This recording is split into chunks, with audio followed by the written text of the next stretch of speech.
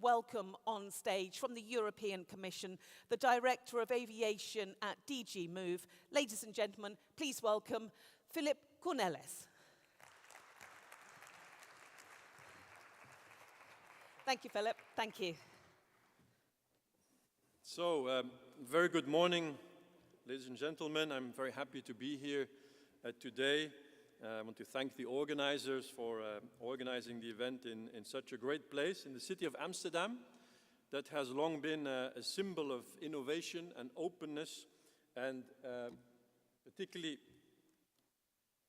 Beurs van Berlage was long a place where people met and goods were exchanged. And it's with that same open spirit that we should now exchange ideas, learn from each other, because we are breaking a new ground altogether with sustainable aviation fuels.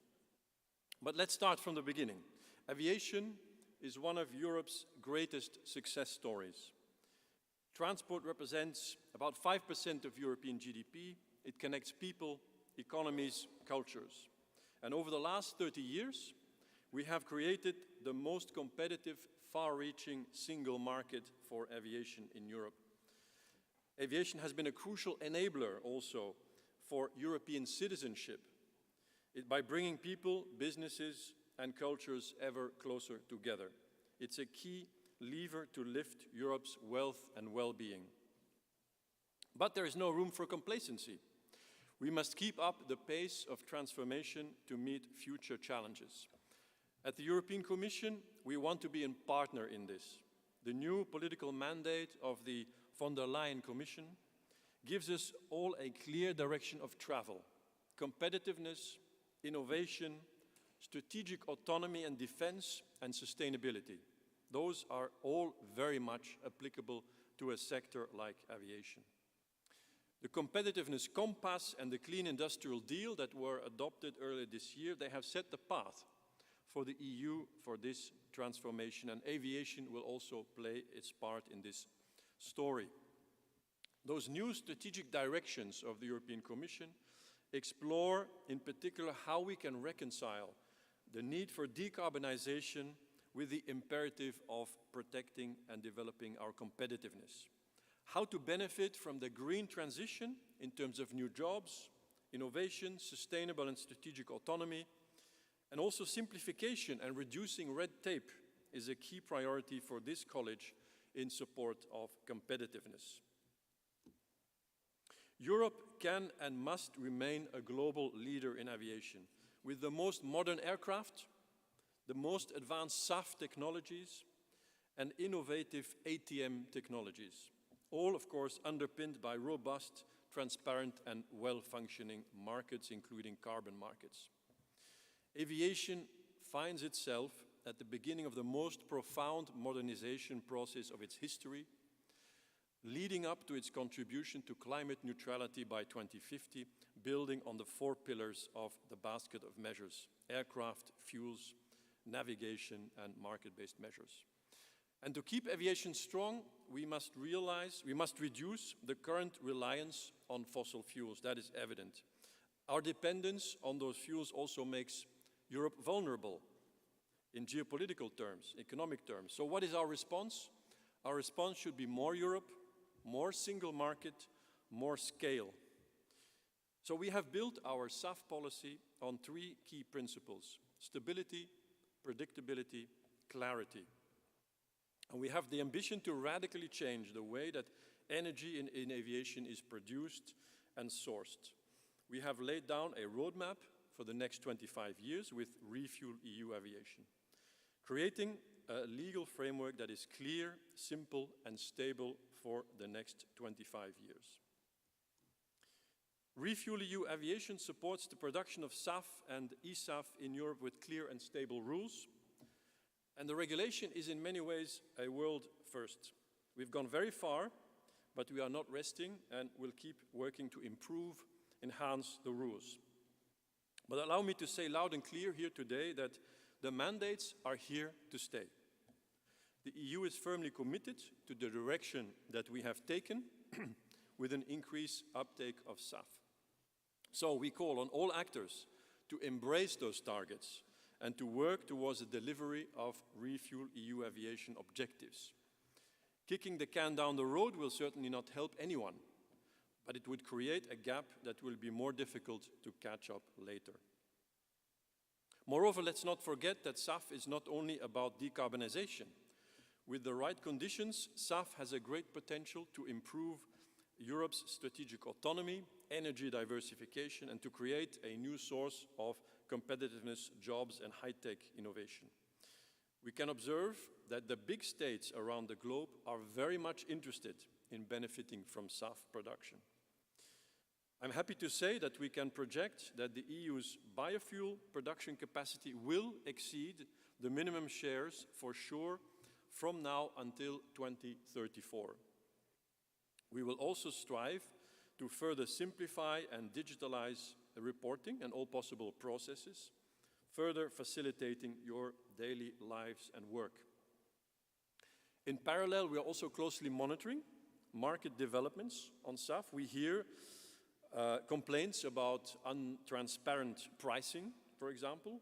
Of course, we are very early in the mandate, only 5 months into the mandate, but we will not hesitate to take action to ensure a competitive market, a level playing field, and fair market practices where needed.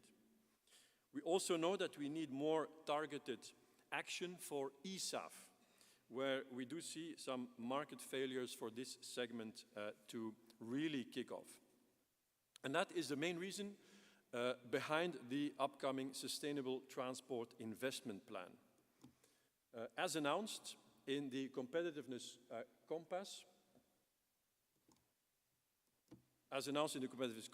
and the Clean Industrial Deal, but also in the mission letter of my commissioner, Mr. Tzitzikostas, the Commission will present the Sustainable Transport Investment Plan in Q3 of this year. Despite the fact that we already have a clear regulatory framework, there's still a market failure for eSAF that we intend to help address. eSAF projects need to scale up to meet the 2030 targets. We know there are about 42 eSAF projects in the EU at this point, and our focus really is to have the framework in place that can bring them to reach final investment decision, because none of those 42 have reached that stage yet. And we have heard you very carefully when you have told us that producers are held back by a combination of factors: large capital investment required, perceived technology risks linked to first-of-a-kind plants, a mismatch in the time horizon for offtake agreements between the producers and the airlines, high SAF prices and uncertainty on their future evolution. And all those elements add up to what we might call today a first-mover disadvantage. And with the Sustainable Transport Investment Plan, we want to propose a framework, ideas, measures to stimulate eSAF production by de-risking investments and facilitating offtake also in the longer term. Looking to measures in the short and medium term, our focus is to have the right financing mechanisms in the EU, support the banking sector to go into this domain, and transform what is today a first-mover disadvantage into a first-mover advantage. Because courage and risk-taking here must be rewarded, and we will, as European Commission, be by your side. Now, I would like to touch on two key side deliverables under ReFuelEU. First, the book and claim report, and also the flight emissions label. The report on the SAF flexibility mechanism that we published a few months ago shows that the flexibility already envisaged under ReFuelEU Aviation does strike the right balance. It supports a cost-effective and gradual build-up of SAF supply while safeguarding the environmental ambition and a level playing field in our internal market. Given the positive reaction of the SAF market to ReFuelEU Aviation, particularly on the bio-SAF side, it would not seem to be justified at this point in time to put in place a full-scale government-run book and claim system for SAF. Of course, that doesn't mean that private initiatives are not possible, and there can be voluntary trade on both the supply and demand side. Still, we are looking closely into the matter. We will continue to follow this question of flexibility and book and claim and remain open to new ideas. What we have done in our Commission report is that we have identified areas where we can further facilitate reporting, tracing and compliance, potentially also helping private initiatives. So we're working to enhance reliable traceability under the EU database for biofuels, the UDB, that will also be available to airlines. This should strengthen transparency and ensure robust claims under different systems, including the EU ETS. It will allow aircraft operators to have a more accurate view on the amount of SAF that is actually delivered to them, and to be able to use that information in negotiations, contractual negotiations with fuel suppliers. That is one of the problems today, apparently. Now, on the flight emissions label, as of this year, airlines can join the flight emission label scheme on a voluntary basis. It is, in our view, the most modern, efficient and robust way to estimate and display the actual emissions of your flights as an airline. It is fair, comparable, scientifically sound, and will boost competitiveness, in our view, when it will be widely used. Our European Aviation Safety Agency is in charge of gathering and processing the data and calculating flight emissions, and this really guarantees the highest degree of reliability, independence, accuracy. FEL, the flight emissions label, factors the lowest degree of data granularity needed to estimate effectively, and it builds on a fully digitized process. We do believe that it sets the right incentive to recognize airline efforts to reduce emissions and over time improve their labels. And by purchasing more SAF, operating more modern aircraft and flying more efficient routes, they will be able to show that through the label. The label also provides a safety net for airlines and passengers against accusations of greenwashing. We need indeed to get rid of all practices that can raise doubt in the population, in the passenger community, raise concerns that this sector definitely does not need any more of. So that's why a clear, trusted information tool like the flight emission label will hopefully help in this regard as well. Now, soon the work will begin to prepare our 2027 report on ReFuelEU Aviation. Even though we've only begun the mandates, we are tasked by the European Parliament and the Council to produce a first evaluation in 27.